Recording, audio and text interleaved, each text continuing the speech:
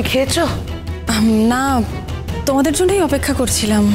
আচ্ছা, আমি তাহলে একটু কাপড় জামাটা ছেড়ে সকলকে খেতে দিচ্ছি। হ্যাঁ গো মাসি, তুমি খেয়েছো?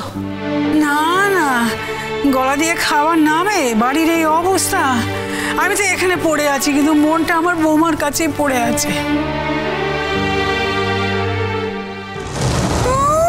ন্যাকা, বৌমার কাছে মনটা পড়েছিল, হঠাৎ হঠাৎ একেবারে ভালোবাসা উথলে উঠে যেন। তা বৌমাকে কবে ছাড়বে কিছু জানিস রে নতুন?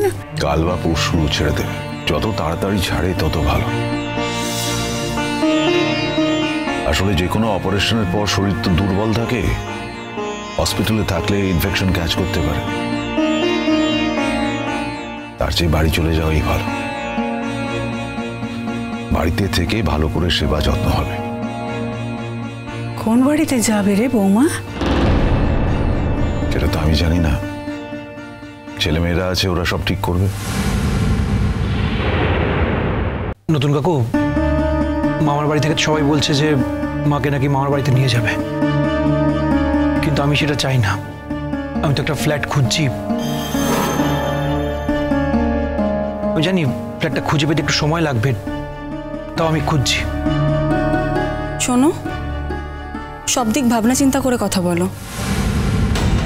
বলে তো দিচ্ছ একটা ফ্ল্যাট বাড়ি নেবে, কটা ঘর লাগবে তোমার কোনো আইডিয়া আছে? মিঠি বড় হচ্ছে, তার একটা আলাদা ঘর লাগবে। বাবিল দুদিন পর বিয়ে করবে, তার একটা আলাদা ঘর লাগবে। মায়ের তো একটা আলাদা ঘর লাগবেই। হুজুকে কথা বলো না তো, ভেবে চিন্তে কথা বলো। আমাদের বাদ দিয়ে দিয়ে নাকি নাথ বউ? আমরা কোথায় যাব? কেন? আমি তো শুনেছিলাম তুমি এ বাড়িতেই থাকবে। তুমি আমাদের সঙ্গে যাবে নাকি?